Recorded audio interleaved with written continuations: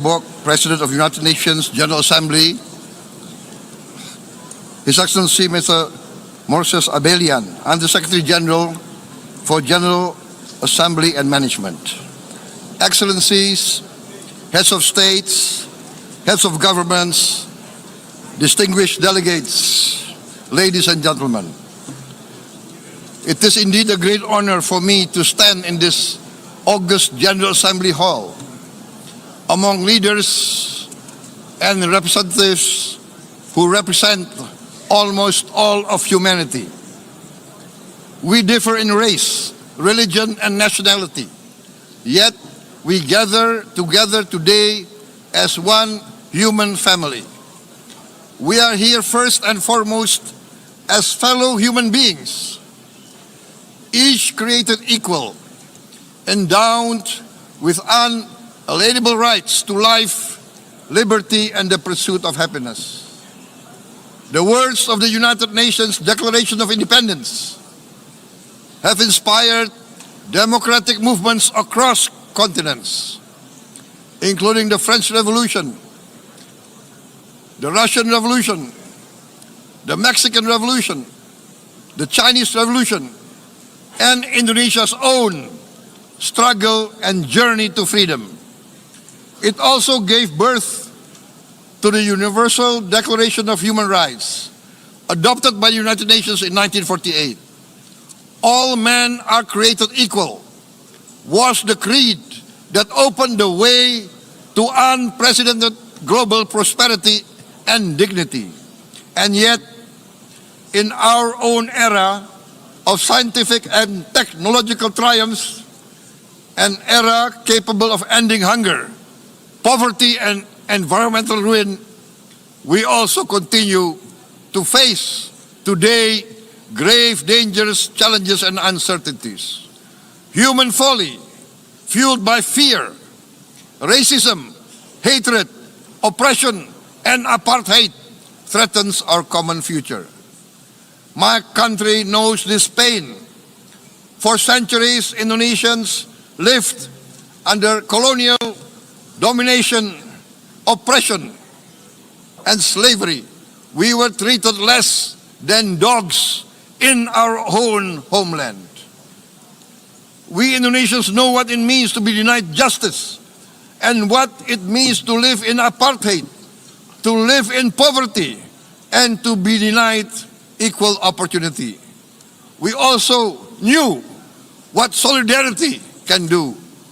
In our struggle for independence, in our fight to overcome hunger, disease, and poverty, the United Nations stood with Indonesia and gave us vital assistance. Decisions made here based on human solidarity by the Security Council and this Assembly gave Indonesia independence, international legitimacy, opened doors, and supported our early development through the efforts of the United Nations Children Fund, the United Nations Food and Agriculture Organization, the FAO, the World Health Organization, and many, many other United Nations institutions. And because of that, Indonesia today stands on the cusp of shared prosperity and greater equality and dignity. Madam President, Excellencies, our world today is driven by conflict, injustice, and deepening uncertainty. Every day we witness suffering, genocide, and blatant disregard for international law and human decency.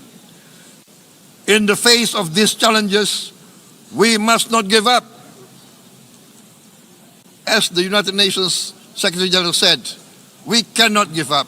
We cannot surrender our hopes or our ideals. We must draw closer, not drift apart. Together we must strive to achieve our hopes, our dreams. The United Nations was born from the ashes of the Second World War that claimed scores of millions of lives.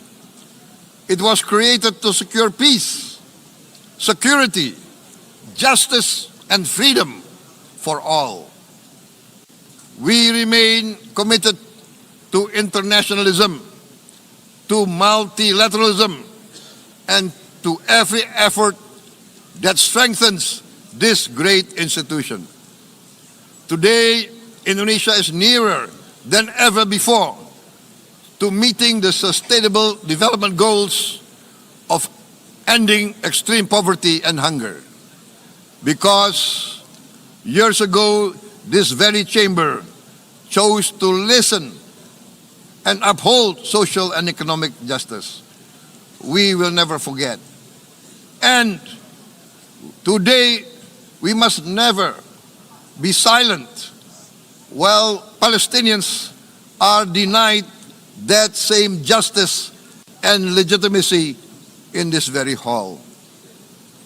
Excellencies, Thucydides warned, the strong do what they can, the weak suffer what they must.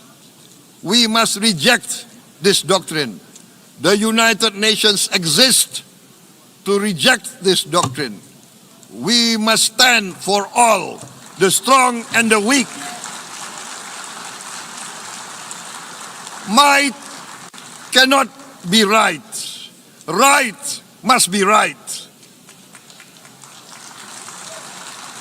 Indonesia today is one of the largest contributors to United Peacekeeping Forces. We believe in the United Nations. We will continue to serve where peace needs guardians, not with just words, but with boots on the ground.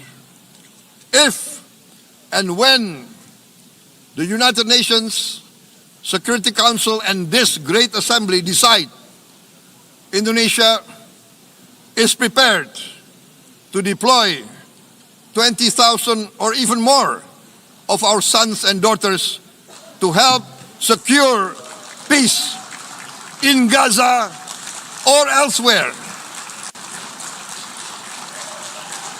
in Ukraine, in Sudan, in Libya, everywhere when the peace needs to be enforced, peace needs to be guarded, we are ready.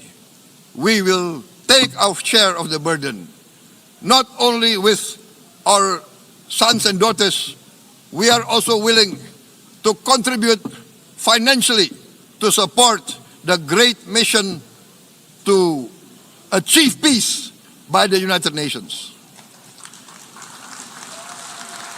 Madam President, Excellencies, I propose to this Assembly a message of hope and optimism, grounded in action and execution.